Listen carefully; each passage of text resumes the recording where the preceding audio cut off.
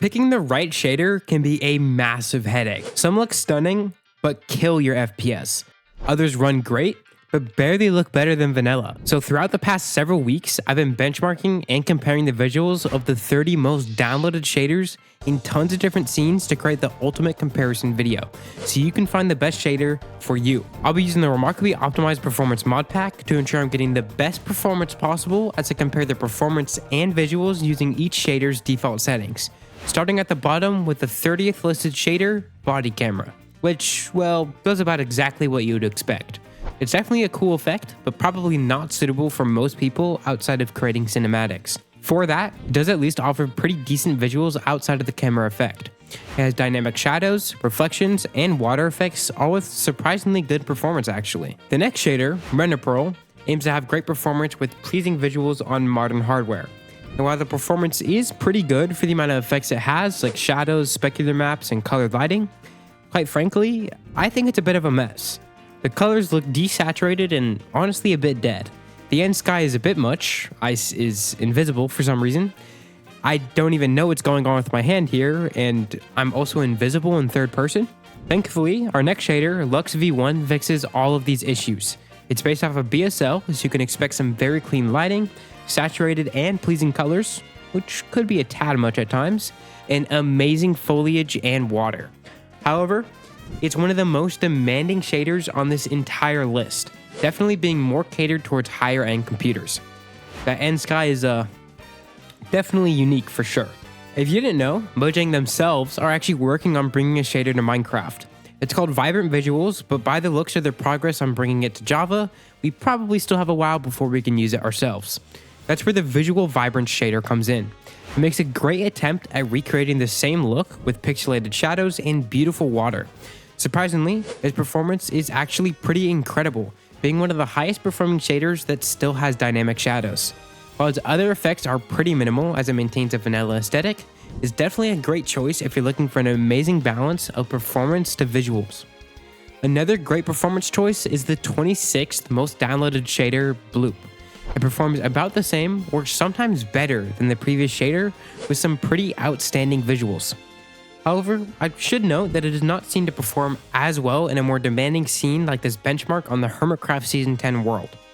Furthermore, the shadow distance does seem pretty low and you can really notice them popping in as you approach distant objects. I do think it's a great compromise though, as the performance is quite impressive. The colors are pretty soft and pleasing, and it includes a pleasant vanilla inspired sky. But if you wanted a more accurate recreation of the vanilla look, the Vanilla Plus shader does exactly that, essentially just adding better lighting to vanilla. It maintains vanilla colors with a similarly soft sky. Despite the vanilla appearance, I would actually say the performance of the shader is pretty bad. It is consistently one of the most demanding shaders in each of my benchmarks, which does not personally justify the smaller visual uplift this shader brings to the table. Unfortunately, this next shader doesn't perform any better, as it finds itself near the bottom of each performance chart, and I'm not sure the visuals justify it here either. The Noble shader can often look pretty harsh, with very dark and hard shadows adding a lot of contrast. I don't love the sky visuals either, and I couldn't even tell you what's going on in the end. Thankfully, BSL Classic looks far better with very solid visuals in basically any scene. This is essentially just a preset of the BSL shader, which we will definitely get into more later since it's one of the highest downloaded shaders. It's a tweaked version for more vanilla-inspired colors, clouds, and water. Admittedly, BSL Classic is definitely demanding, being catered towards more mid-range systems, but it just might have the visuals to make it worth it. It should also be noted that BSL Classic has actually been discontinued and replaced with a config file that you can use with BSL itself to get the same visuals. FastPBR, our next shader, continues the trend with stunning visuals as well, although it is far more demanding, actually being among some of the most demanding shaders, making it hard to say if the visuals are worth it. It has a pretty cool sky in the end, and the lighting, water, and reflections look really good.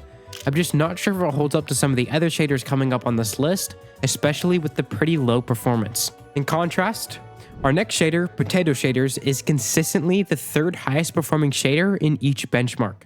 It does not include dynamic shadows, but does subtly improve the visuals in other ways by tweaking colors, the sky, water, and some other visual effects like anti-aliasing and ambient occlusion. It's definitely a step cleaner than vanilla, but like in our beach benchmark, you might be missing out on 30% of your performance or more when compared to vanilla. Shrimple, on the other hand, finds its way at the very end of our performance charts. It includes features like ray tracing, though that's not even on by default, so it doesn't make a whole lot of sense for the performance to be this bad. The visuals are pretty good, but I wouldn't say they're good enough to justify how demanding this shader is. The normal maps can also make the blocks look pretty weird under certain lighting. Interestingly, this one also includes a subtle glare effect, so you know if the sun's out, which is not blinding at all. Even scarier than that though is Spooklementary, our first horror shader on the list, though it won't be the last. It achieves this horror effect with dark, desaturated colors, volumetric fog, and some really cool clouds. It is based off of complementary, which gives it really nice lighting, shadows, and reflections. Although it does seem to perform about 20% worse than complementary to achieve this look. It does perform better than our next shader though, as Kappa finds itself as either the second most or the most demanding shader in our benchmarks. It does have really incredible visual fidelity as the lighting quality is some of the best. Except that I'm not even sure if the visual quality is worth such a major performance hit. And in darker scenes, I'd say some lights can appear a bit too bright, which does look a little weird. Then again, the shader does include some very cool nether and end effects. If the last one didn't scare you, next up is a nether horror pack called Hysteria Shaders. This one is based off of Photon, a shader with incredible lighting, which we will get into much later in this list. It has similar visuals to the last horror shader, Spooklementary, but I would say it's generally a bit brighter. And while I do think Spooklementary looks a bit better for a horror look as the volumetric fog and clouds look better, the shader outperforms it by quite a significant margin, which could make it the better choice for low-end computers. The Mellow shader though, might just be the best shader for low-end computers. It is the second highest performing shader on this entire list, and it actually does seem to have some shadows. They're fairly minimal, and you can usually only notice them under trees, but it's really impressive for how well this shader performs. It additionally improves the colors, water, and has decent reflections, making it a very worthwhile improvement to vanilla. And the only reason it's not the best performing shader on this list is because our next shader literally just adds temporal anti-aliasing. To be honest, if you don't know what that is, this shader probably isn't worth it for you, as it still does have a 15 to even 40% performance hit compared to vanilla. To put it simply, anti-aliasing is a fancy blur that smooths jagged lines, which might be hard to notice after YouTube compression, but I'll try to zoom in so you can see the difference compared to vanilla. Definitely not a huge difference, but it could be worth it if that's something that bothers you. The miniature shader is also another one of our higher performing shaders.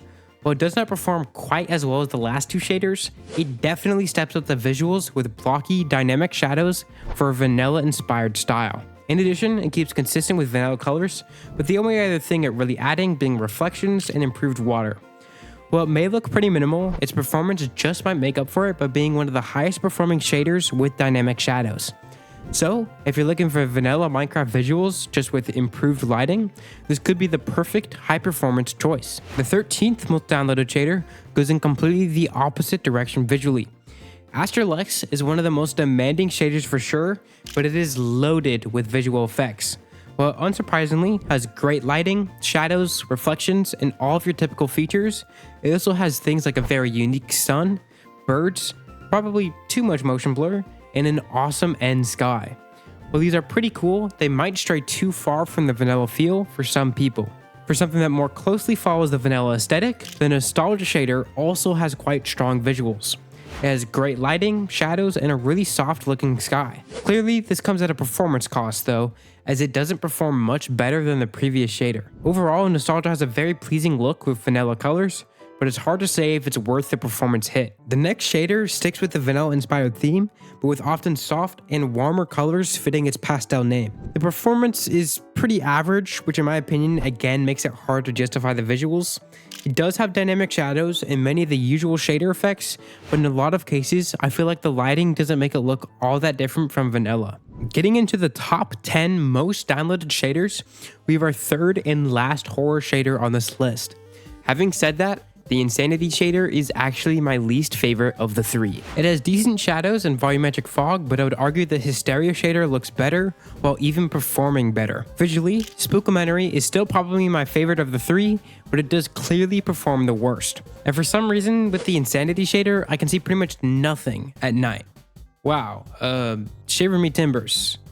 This is what that scene is supposed to look like with regular lighting, by the way. I do get that as part of the horror look to make it darker, but this is definitely too far, especially when you compare it to the other two horror shaders, which still keep everything at least visible. Despite the name, the super duper vanilla shader at our 9th spot has a very stylized appearance.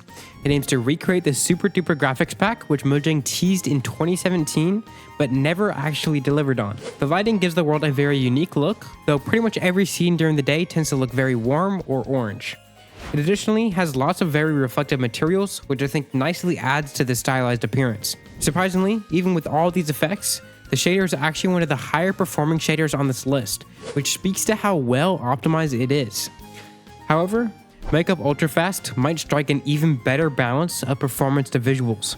In 2 of the 3 benchmarks, it is the best performing shader that still has dynamic shadows, albeit with quite a low shadow distance. I praised this shader before, even putting it as my top shader for low-end hardware for its highly customizable settings to cater to your computer. It just strikes a performance to visuals ratio that is simply hard to beat. But only judging the default settings, although it looks excellent in some scenes, I'd say it only gets hurt by its short shadow distance and sometimes boring colors in others. To its benefit, the end in the shader is actually pretty cool, although it pales in comparison to the end effects in our next shader, Bliss. Now this might be a little much, but it's definitely quite the visual spectacle. In the other dimensions, the shader does hold up quite well too. I'd even say it's one of the better looking shaders on this list. It's pretty middle of the pack performance wise, making it a solid choice for mid-range computers. The next shader though, dare I say, might be the best looking shader on this entire list. Rethinking Voxels is based off of complementary, and while it may not initially look too much different, in certain lighting situations, it absolutely blows any shader on this list out of the water. It uses voxel-based lighting to achieve effects similar to ray tracing, allowing for incredibly accurate lighting. Being an edit of complementary also means it's already working off of an incredibly strong base, so this shader will look fantastic in pretty much any scene. The only thing holding the shader back is its significant performance cost. It is the lowest performing shader in 2/3 of the benchmarks, making it the most demanding shader on this list. So it'll be up to your GPU if you can even handle it. Stepping into the top 5, we have some of the most visually stunning shaders, starting with Solas. If you like the look of 3D textures, the normal maps on this shader are very good, and its lighting might be even better. It does feature a pretty unique end sky as well. The only drawback is that it's definitely one of the more demanding shaders here, so it's more catered to mid to high-end systems. The Photon Shader does perform a little better, but I'd still hope you have a fairly capable GPU. At least the visuals match, because this has to be some of the best looking foliage on this list. I just love how forests look with Photon's lighting. Although I do think trees outside of your shadow distance can look a little bright at times. Sunsets on this shader are similarly incredible, with vibrant colors and light seeping through its volumetric clouds. In contrast, BSL provides a much more stylized look. The shader has amazing visuals and stands out with its vibrant colors, looking quite blue during the day, while still having gorgeous warm sunsets. Something about the shader's lighting, or maybe the harder shadows, just makes it so clean in pretty much any shot. It also maintains a pretty good performance to visuals ratio, having average performance with arguably some of the best visuals. But it's hard to say if it can hold up to the number 1 and number 2 most downloaded shaders. Complementary Reimagined and Complementary Unbound. These are 2 presets of the same shader, one with a more vanilla-inspired sky and water visuals, while the other caters to a more realistic or fantasy look. It is, in my opinion, one of the best looking shaders in any scene you throw at it. And yes, it is going to be fairly demanding, but that doesn't mean it totally sacrifices performance either. It still outperforms almost half of the shaders on this list, while having arguably better visuals. The optimization in this pack is truly quite good, and I think Complementary Unbound and Complementary Reimagined deserve their spot as the most downloaded Minecraft shader packs. But you have to let me know if you agree, or which of these shaders is your favorite in the comments below. And if you do want to know how to improve your performance, you can check out this installation tutorial for the Remarkably optimized mod pack, which I used to benchmark each of these shaders. Thanks for watching.